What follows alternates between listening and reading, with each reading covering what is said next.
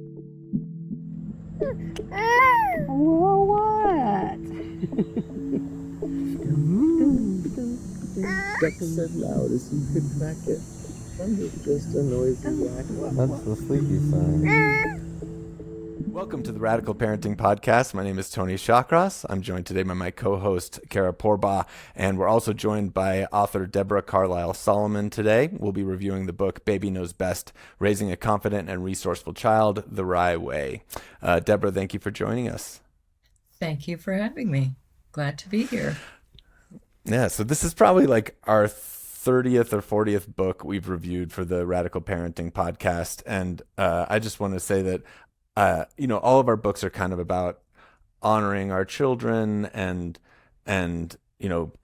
following their lead and building children who know themselves, love themselves, and express themselves fully. And whether, just from the title of the book and all the way through, this book is just so completely aligned with the kind of parenting approach Kara and I are trying to learn more about and share with others through the podcast. So I just want to thank you for writing such a lovely book that just like really is so steeped in honoring our children. Oh, thank you. That's very kind. Yeah. Kara, to start, is anything you wanna say about the book? I know you read it a long time ago and just got refreshed on it. I just read it for the first time. Yeah, my work always as a parent is limits. So that's the chapter that I reread the most thoroughly, and that's something I could just talk about all day, every day. That's my big one for myself personally. Yeah. Mm-hmm. I think it's a big one for most parents. Yeah. Talk about that a little bit more, Especially Kara. Parents who are trying to do a respectful, conscious kind of parenting. I think it's maybe even harder for those of us who are trying to do something that's not so mainstream and get away from, traditional punishments and rewards and whatever, and still having limits and taking care of ourselves. Yeah. I think it's an area that most parents who practice RIE, certainly 99.9% of the parents who I work with, struggle with setting limits. It's a little bit abstract, and they know they don't want to be authoritarian. They know they don't want to punish. Punishment just breeds violence.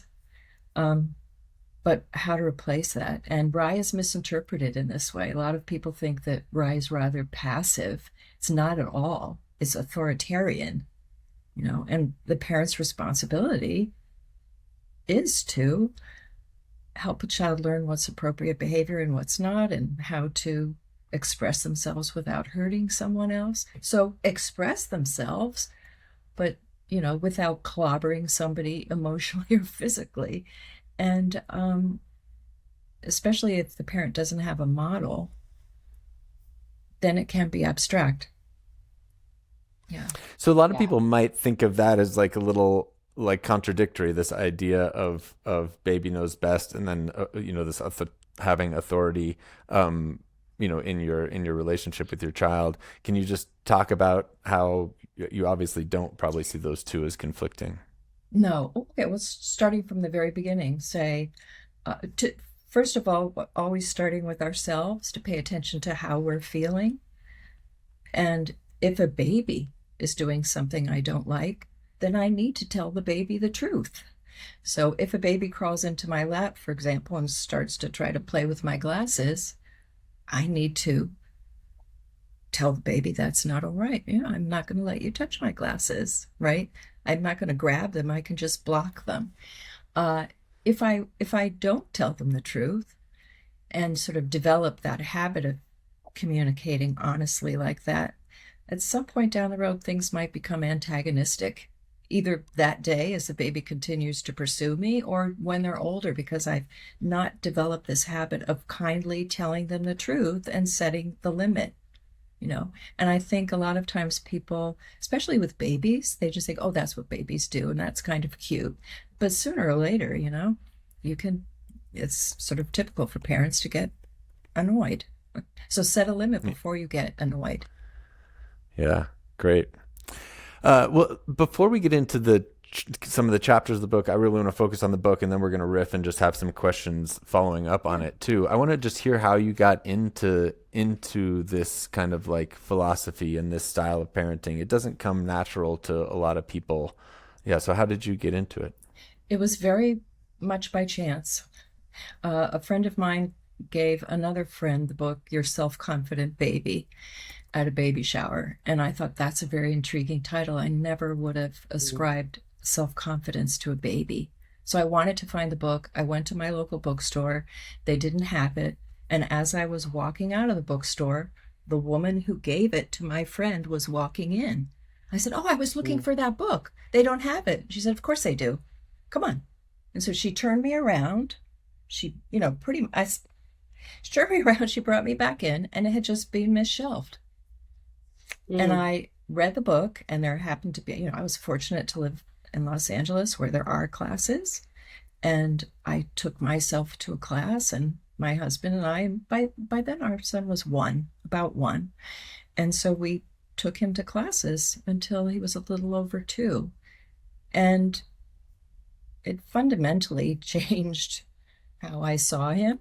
And the title of the book, Baby Knows Best, alludes to babies know best how to be babies, right? Everybody knows how to swoop in and rescue or, shake a toy in a baby's, face, or instruct a toddler how to do something, etc. But that's not really our role. Our role is to help them socialize and learn what's okay and what's not. But they know best how to play. They know best how to learn to move until they learn to walk. We don't need to do all that. We just need to create an environment, an emotional environment and a physical environment that is conducive to learning, and we need to be emotionally available. So it just spoke to me, and then I wanted to learn more. Awesome. And this is a question I usually ask at the end, but since you're already referencing that book, I'm curious if you had to pick a favorite book or recommend a book like Your Self-Confident Baby, what is like your favorite book or two, or favorite author or two? One of books my of this all-time. This isn't a Ryberg book per se. It's not written by a Rye facilitator, but it's congruent, and it's The Emotional Life of the Toddler by Alicia Lieberman. It's one of my very favorite books. And tell us why. Her perspective about toddlers, and I just love the way she writes, and I think sometimes, I know this happened with me sometimes, if my son was having a challenging day as a toddler, he was challenging me, he was, maybe having a hard time himself emotionally. It was really important for me, first of all, to sort of learn about reasonable expectations. He didn't wake up that morning and decide to be difficult. He was having a hard time. He was in disequilibrium.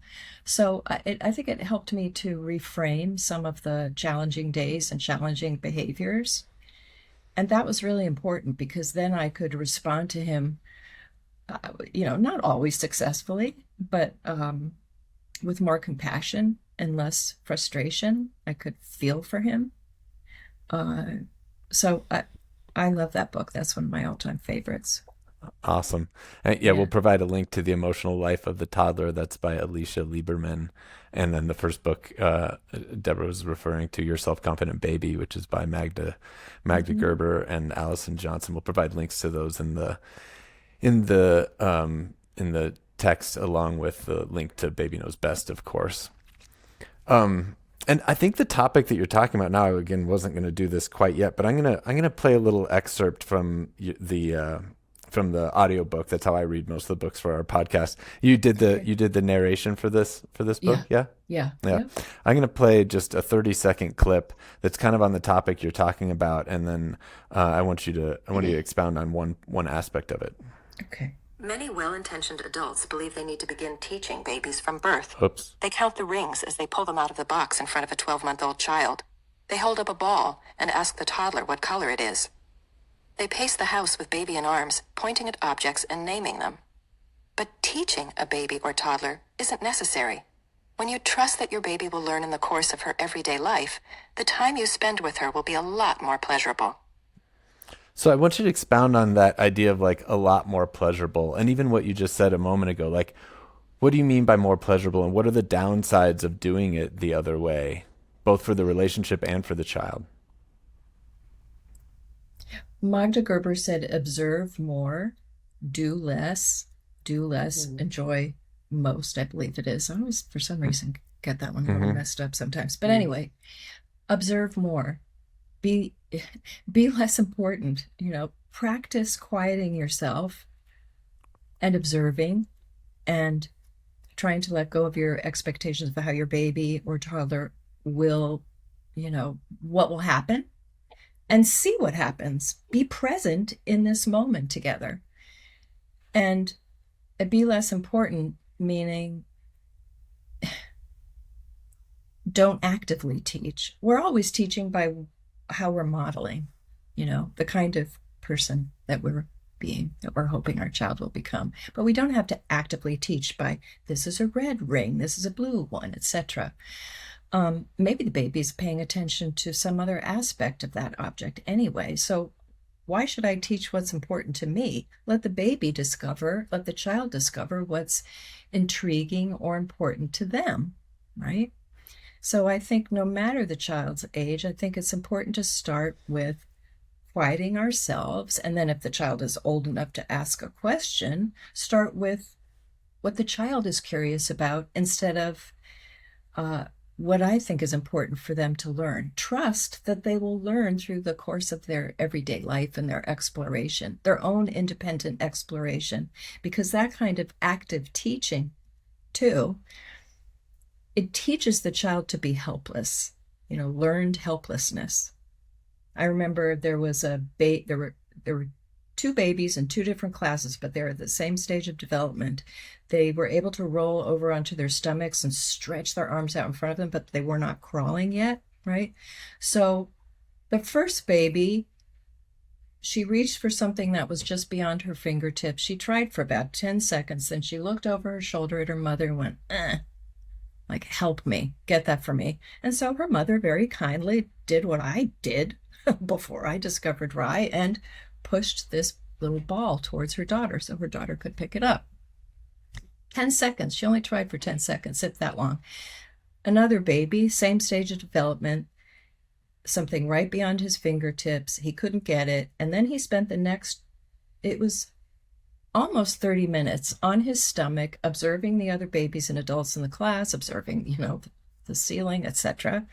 And then he looked over his shoulder and made a sound to his mother because he wanted her to pick him up. The next week he came to class, same thing happened. There was nothing within reach, but there was one toy that was about this far away from his fingertips, and he went like this. He grasped the sheet that we covered the play space in. He grasped it, he pulled it up in the air, and that caused the toy to roll toward him. He solved his own problem. And his mother said he's been practicing this and perfecting this all week at home. And then she said, does this mean he's never going to want to crawl because he can just attract all the toys to him? Immediately the anxiety kicked in. I said, no, how fantastic. He solved his own problem, right? He learned to rely on himself. And the look on his face when he succeeded, who would want to rob him of that, So I don't know if that answers your question, but there are, sort of a lot of reasons, I think, for us to practice holding back and just observing. And of course, responding to the child when they invite us. Maybe they show us something, but not problem solving for them and not actively teaching. We don't need to do that. Mm-hmm. I want you to say more than like, we don't need to do that. Because in a way that just sounds like a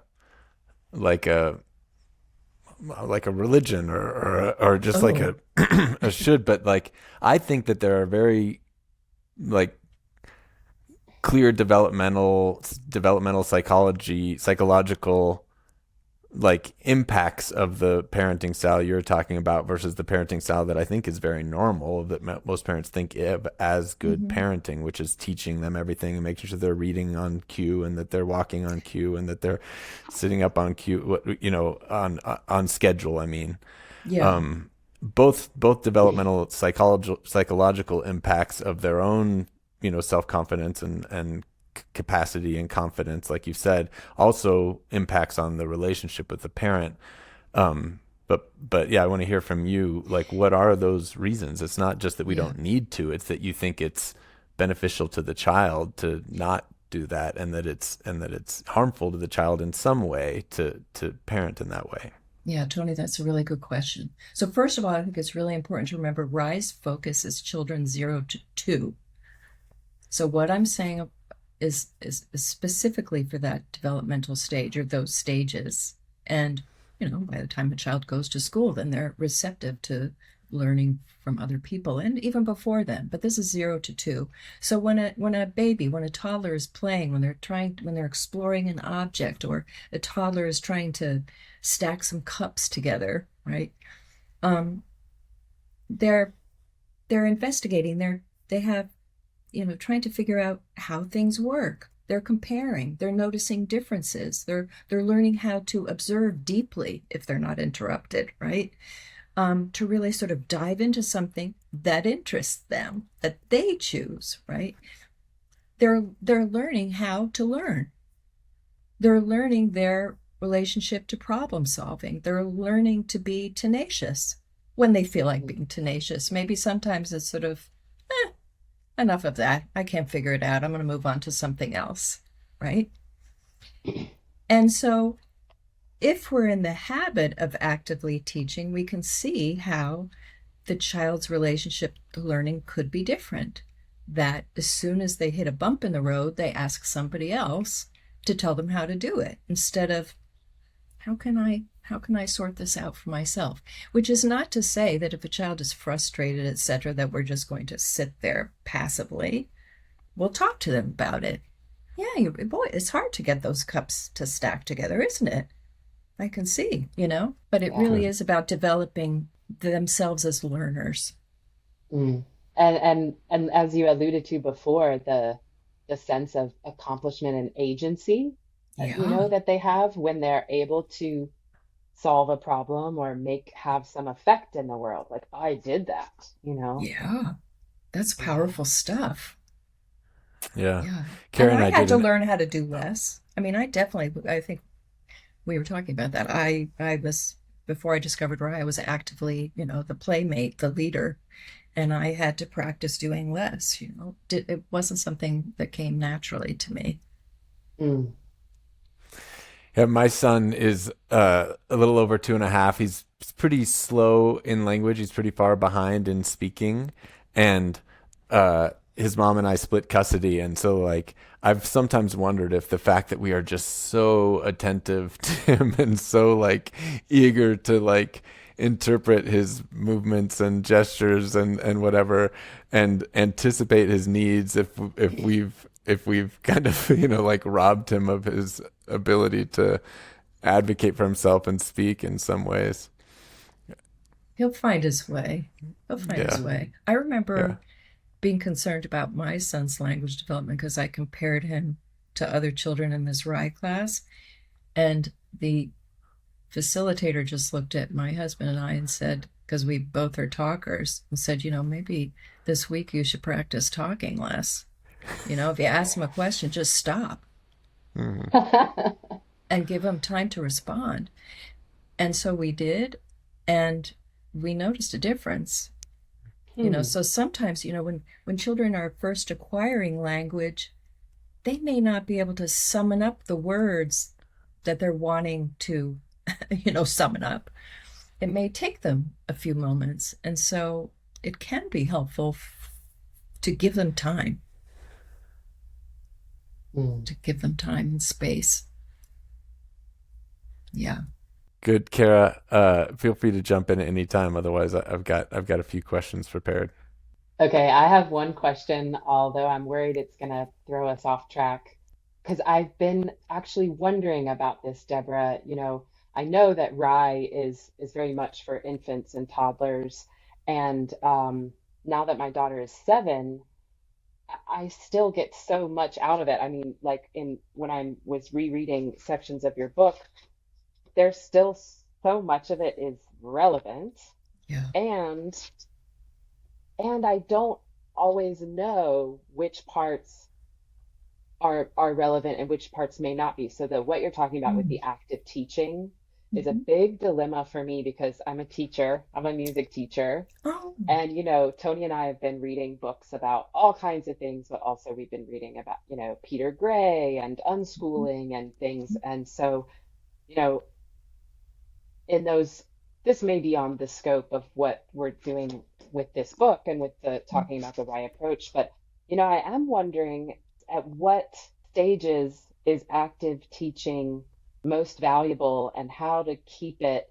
as child-based as possible, where it is the child's curiosity and inherent desire to learn that is driving them.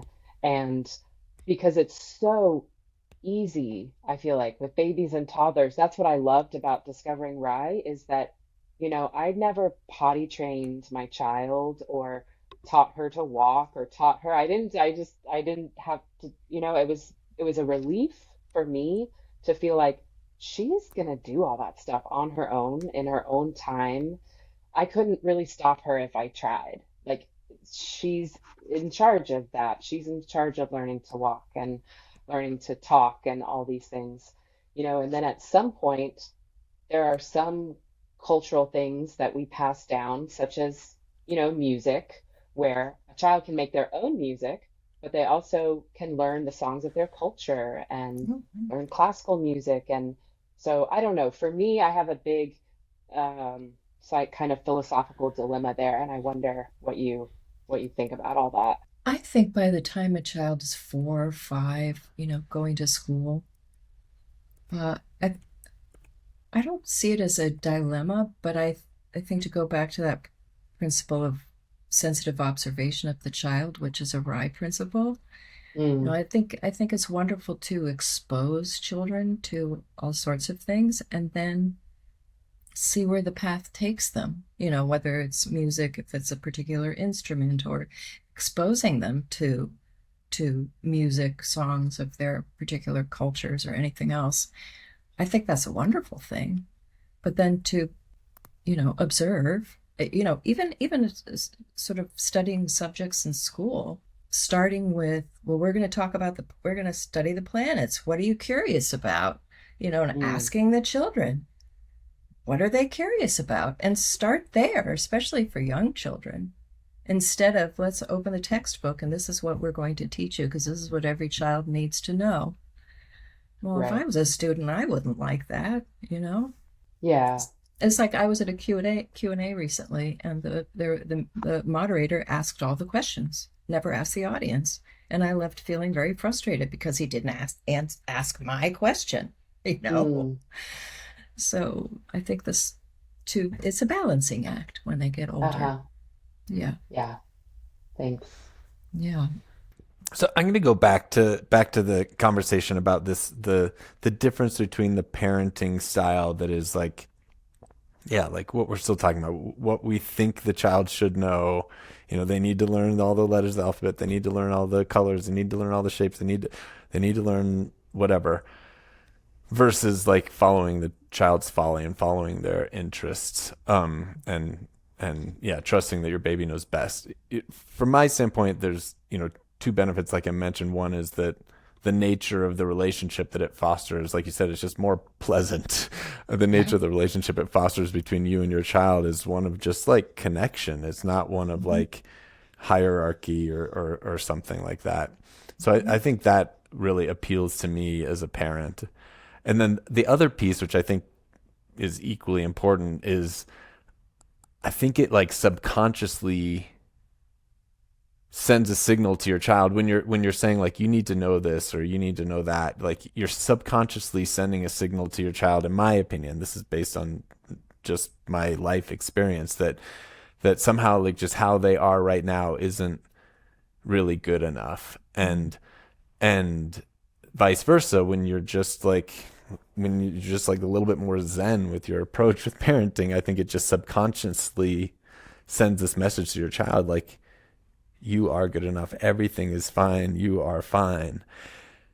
And so I have a question for you, which is that a lot of us weren't raised that way. And so how can a parent that never was really learned and still doesn't even believe that, like, I am okay, I am good enough? How does the parent that spent their whole life learning that they're not good enough, how do they teach a child to accept themselves as they are? Or how do they at least avoid teaching a child that they aren't good enough? Yeah, that's a really good question.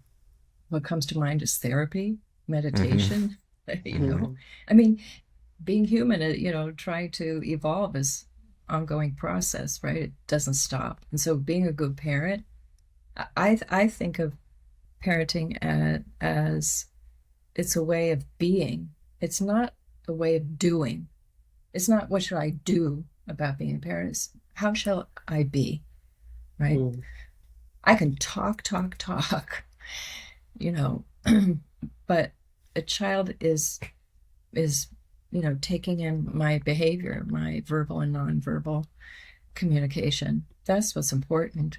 And ultimately, for them to lead a happy life, it's about emotional intelligences. It's not their IQ. It's not how early did they learn to count to 10, or, can they do trig in high school? That's not going to be a determinant of, their happiness in life. It's how well can they self-regulate, how attuned are they to other people. It's the emotional intelligences that are more important.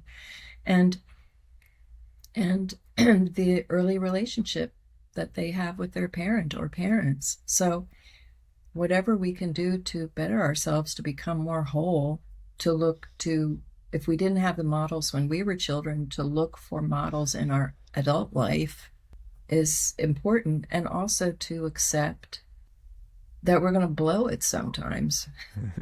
And when we do, to take time to repair.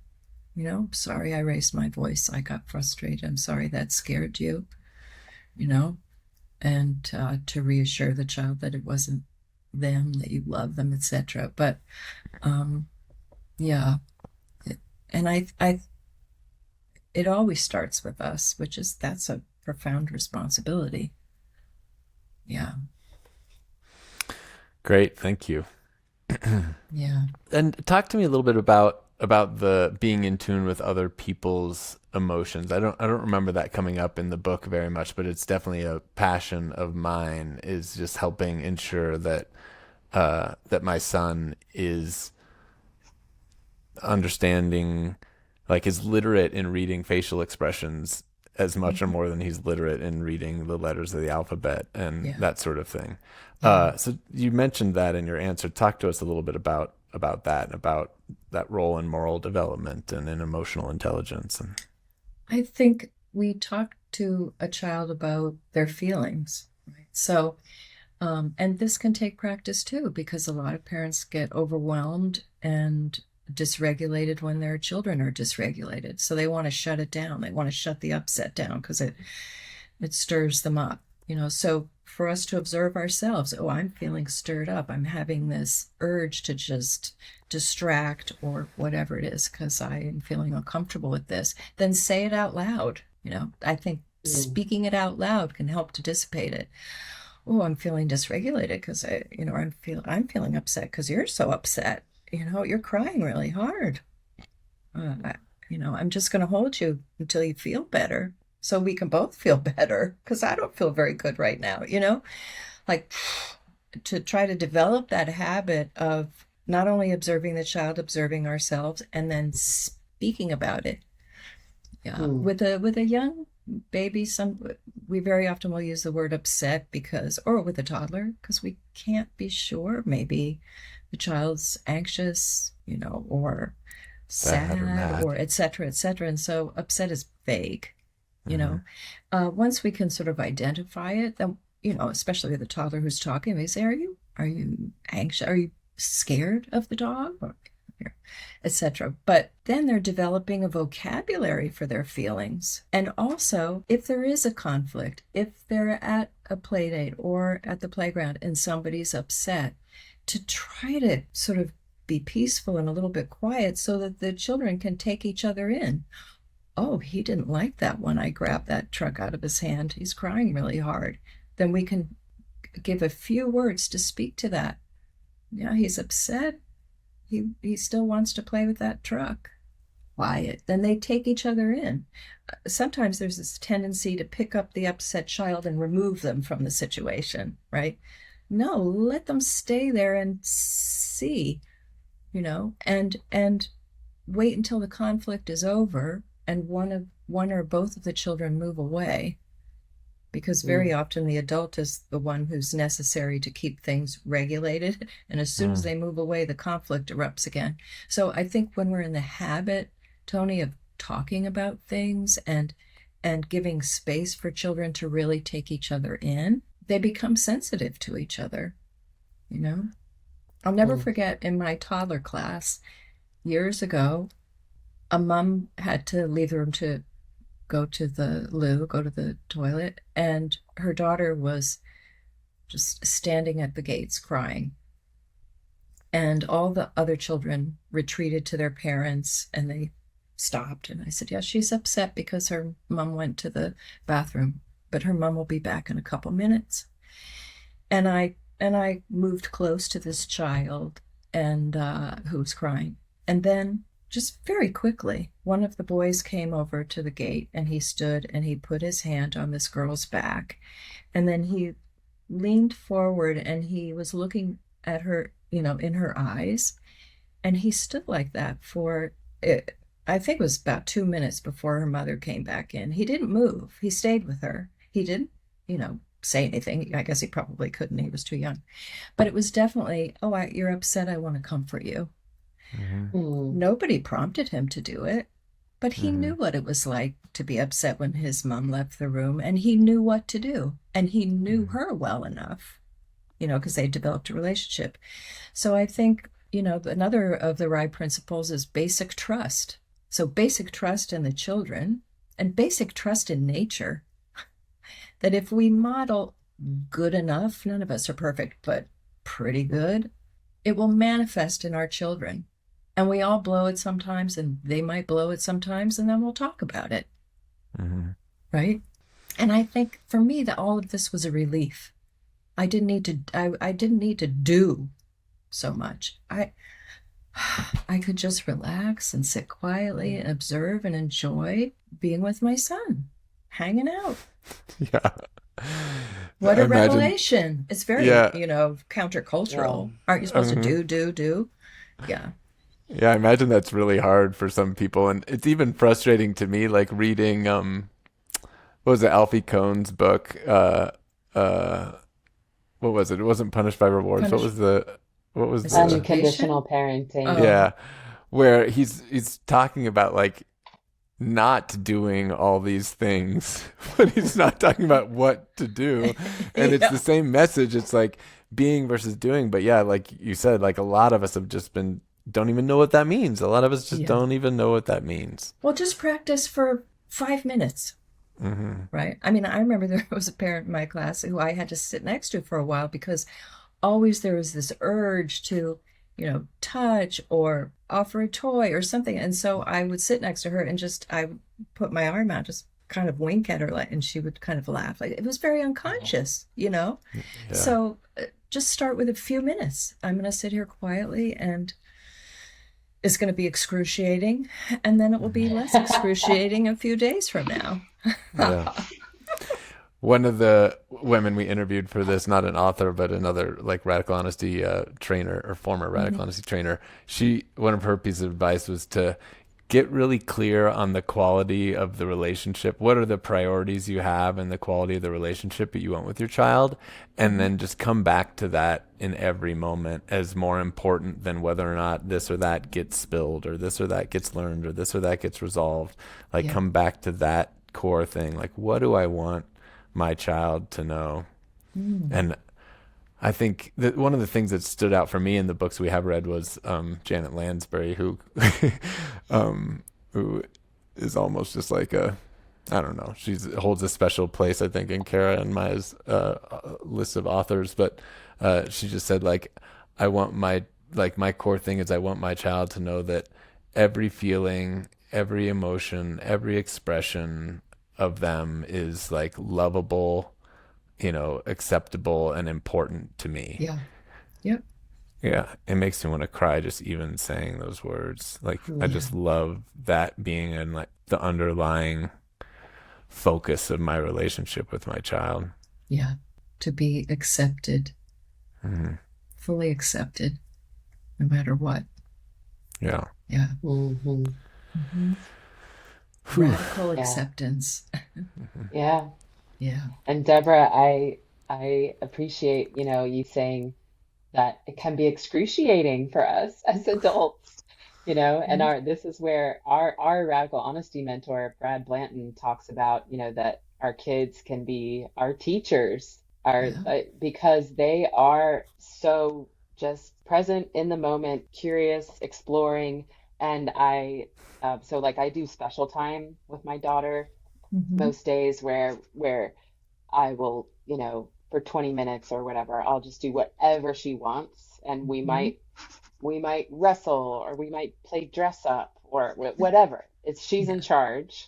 And it's so often it's really lovely. And also I can't believe how difficult it is for me, because for me as the adult, and I'm a single parent, so I'm the one person in this house with like a fully developed frontal lobe, and I'm thinking, I mean, that's questionable, but mostly developed. And it's, I'm thinking about the next day's schedule, or like my work, or this or that, or da, da, da, da. I haven't been to the grocery store in a week, and it's wonderful to be able to just drop into that childlike place of like really playing and being right here, right now.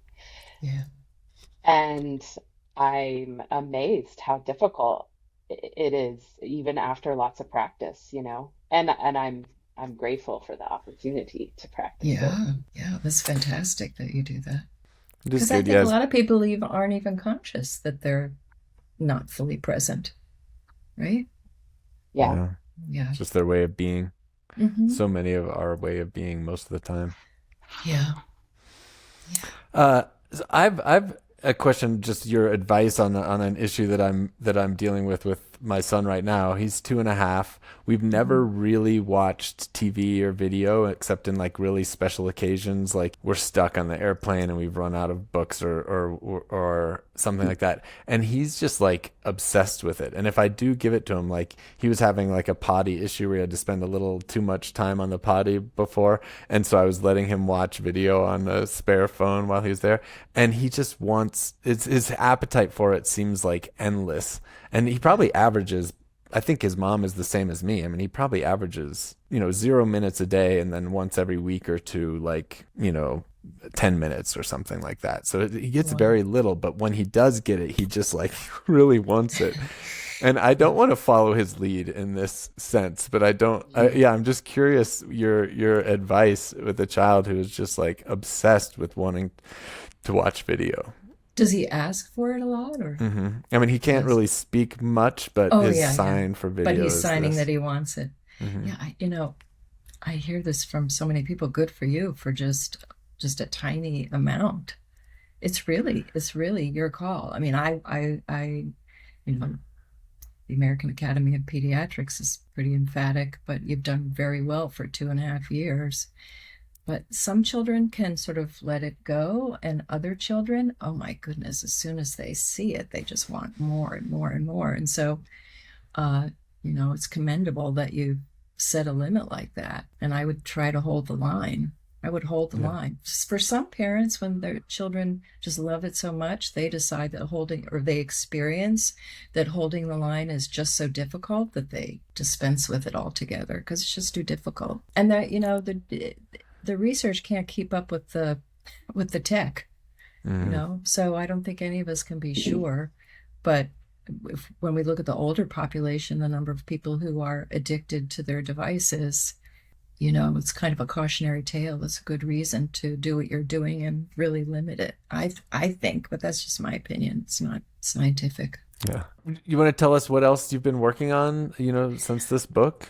This book came out. When did it come out? It came out in 2013, Came out a almost while 10 ago. years ago. Yeah. Came out a while ago. I was executive director of RIE for 8 years. And then when I left that, I started my own practice, and I realized that there was so many people around the world who wanted access to RIE training. So I spent a lot of time in Asia and Europe training people. And then the pandemic happened. So I had to stay close to home, or at home. What am I talking about? I stayed at home. And so I've been teaching courses online, and I have my Peaceful Toddler course that I teach online. And it's really for parents who don't have access to an in-person class. Because of what I realized when I would teach in person and people had read RIE books, they had a lot of similar questions, and that reading can still be so abstract. It's like some of your questions have been sort of, but what does that look like? How do you do that?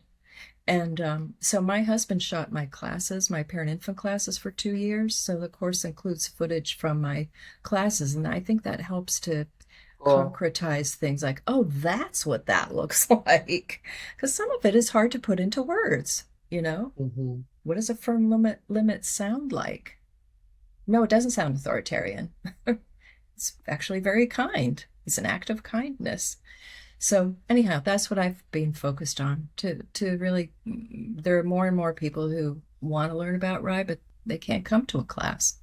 Mm-hmm. So I want to help them find their way. Awesome. Yeah. Kara, do you have any other questions? I want to talk about limits some more. Great. Yeah.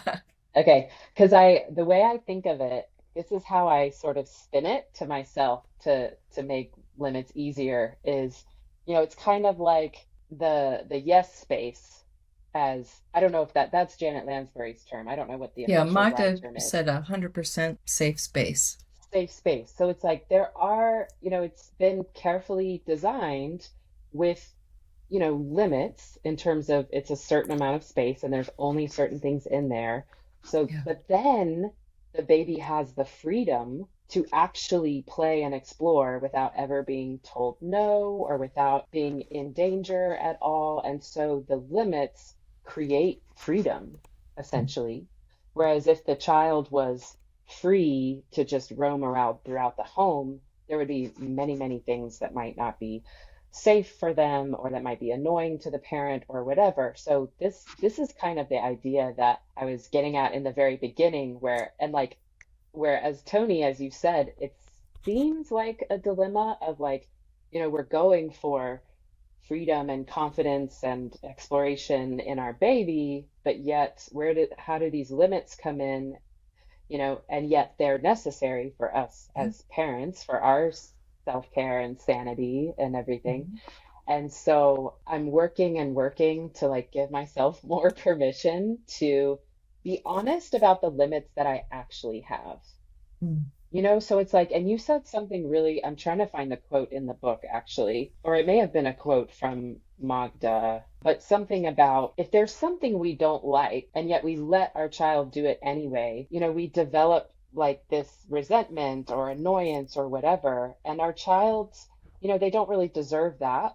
And it's actually more kind to say, actually, I won't let you play with that particular thing. You can play with this other thing.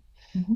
Yes. So I'm sort of talking to myself here, but is there anything else you would say about limits? I think another important aspect of it is that it's modeling how to clearly articulate, this is not okay with me, so that when a person is older, they can say, no, I don't want you to do that. Yeah. Loud and clear, without any hesitation. Yeah. And so I think it has implications down the road that are profound. I remember observing in a nursery school, and there are these 2 girls playing together in this little house.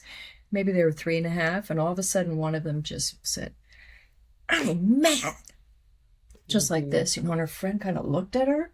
And I thought, and she everybody in the yard just sort of stopped. And I thought, how fantastic that she just she didn't hesitate. She just said it, you know?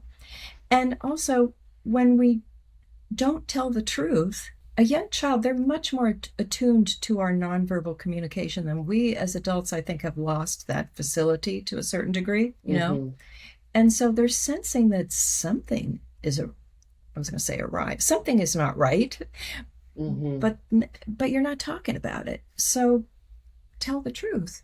And having clear limits and knowing that your parent tells you the truth and will say, oh no, that I don't like that kind of thing, helps a child to feel secure. They're not having to sort of, what does she feel about that? I feel like maybe she didn't like that.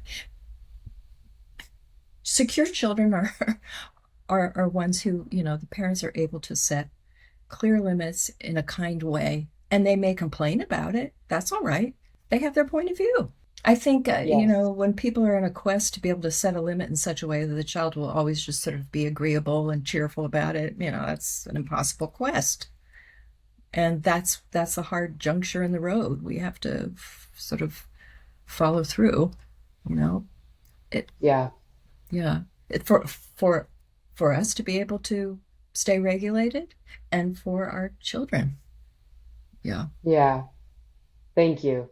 That does remind me of a question I have. And thank you. That was very clarifying. It's like I never thought of holding a limit as telling the truth, but that's what it is. I'm telling the truth about what I want or don't want, and I'm modeling that for my child, that, you know, you can do the same, because I got a lot of modeling as a child of, you know, my mother was an excellent caretaker, and she was an excellent model for like overriding what she wanted or needed to take care of the children. And, you know, so that is what is my knee-jerk reaction, is to override my own impulse to take care of my child. And I don't think I'm doing any favors to her when I do that. So telling the truth about what I like or don't like, or what I want and don't want. And I guess it seems to me like there's two different kinds of limits. There's one kind of limit where I'm not really requiring anything of my child. I'm just saying, no, we're not going to go to the toy store today. I hear you really want to go there, and I'm sorry we can't go. We're not going today. Where I'm not asking her to do anything. I'm sort of in the power position of either taking us to the toy store or not, right? Or if I say, yeah, I can see you really want to be with me right now, and I'm cooking dinner. I'll be able to play with you later or something. Where I'm in charge of what I do, and she's allowed to be upset about it. But then there's another kind of limit, right? Where am asking her to do something, where maybe I'm asking her to get her clothes on and walk out the door, or I'm asking her to get in the car in her pajamas, or whatever it is, right? Or I'm asking her to, I mean, she's 7 now, so she's not a toddler anymore. So like, I get really annoyed when she drops things on the floor, because she'll just go around, like, just anything that she has, she just will drop it on the floor. And then the house is like a tornado, right?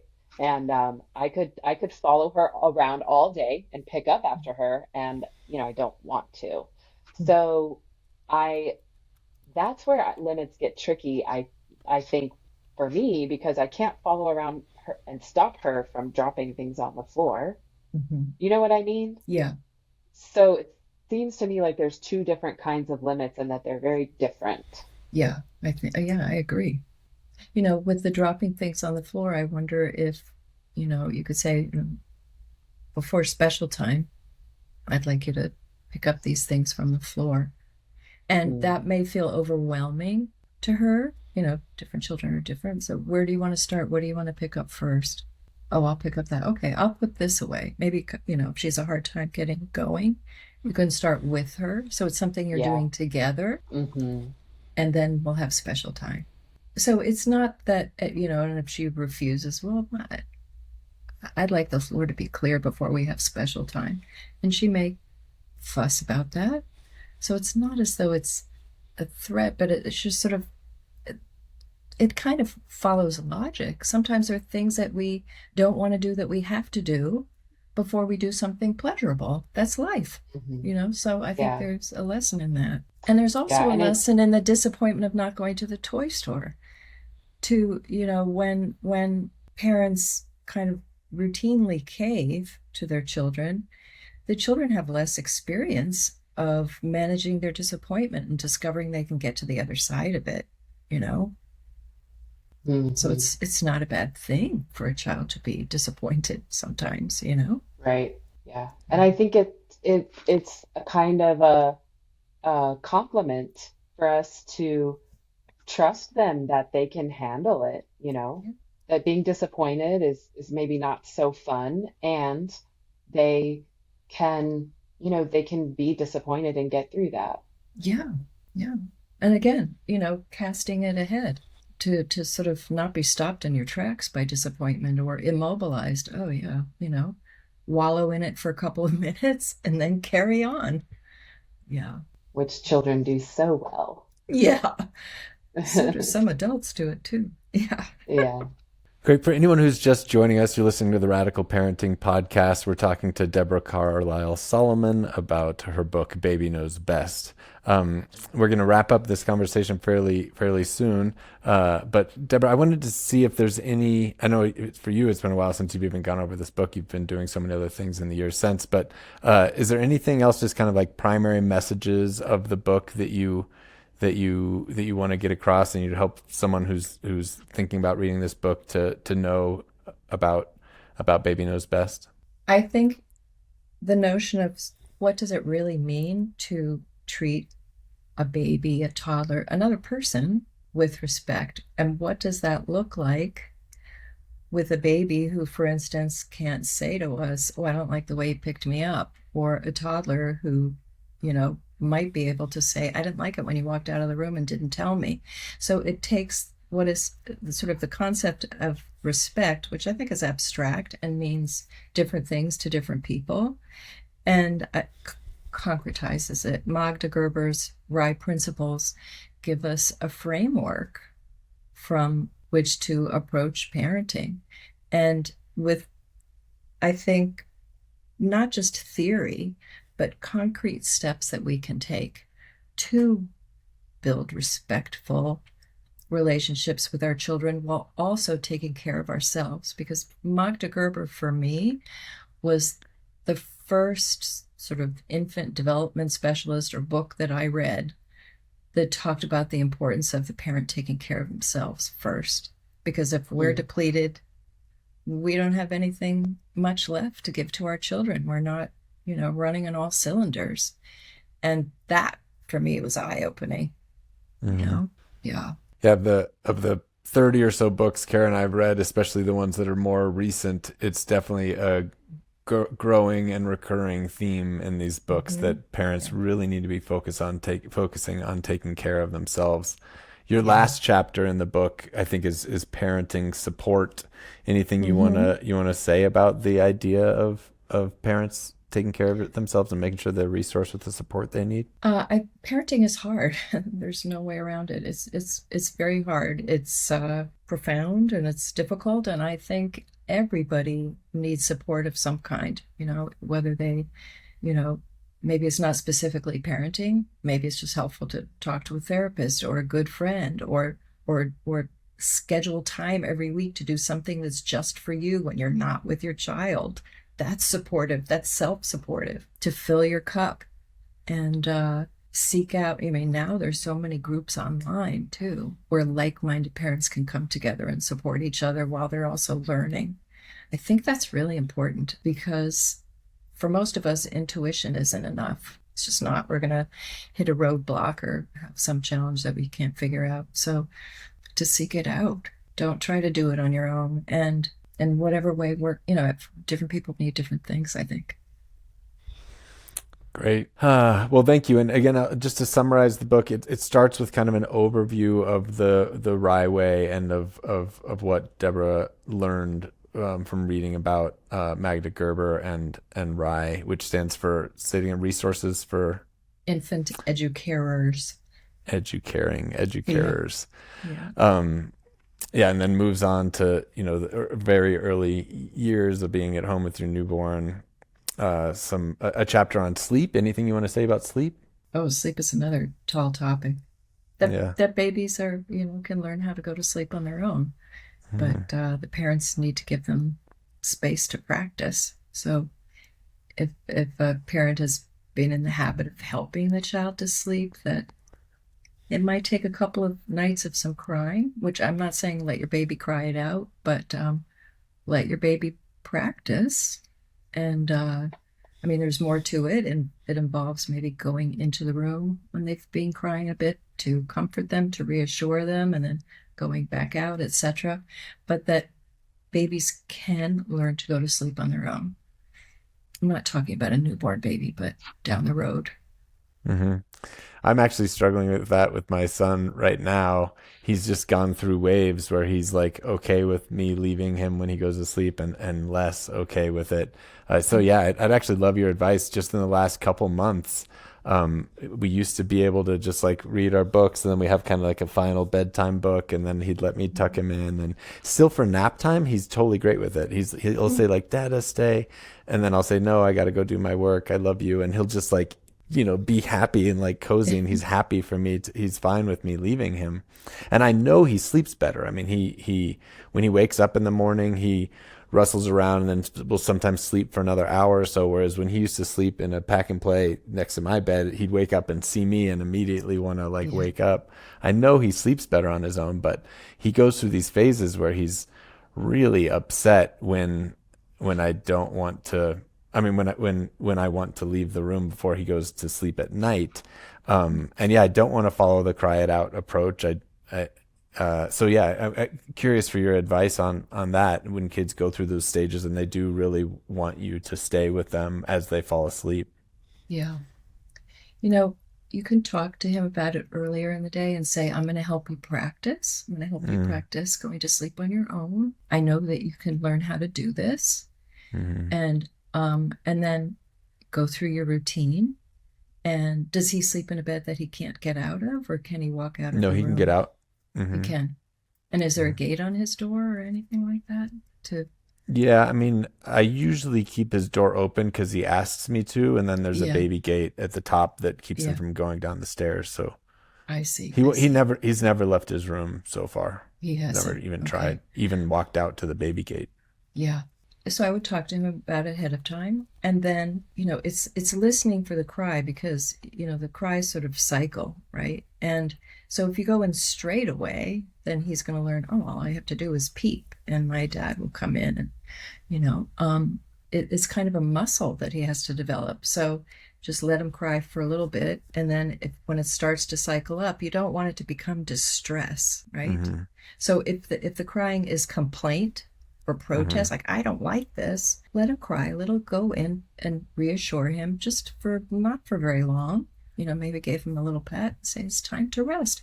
And I'm going to come check on you when you're sleeping, to reassure him that you're going to come back in when he's sleeping. I think that's important for them to hear.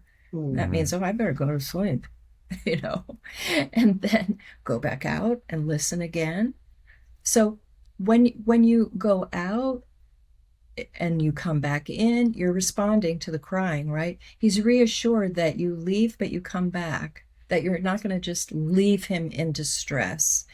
And it might take 2 nights of going in 20 times, I was going to say, if he got out of bed, then to usher him back into his bed in a very boring way, Sometimes when they're a little older, like 3 or 4, sometimes that's the challenge, that the child will just walk out of the room, and then they just need to be ushered back to bed without any conversation. Yeah. But I think it can, if nighttime is different, especially if it's dark when he's going to sleep. Existentially, it's different, I think, than nap time.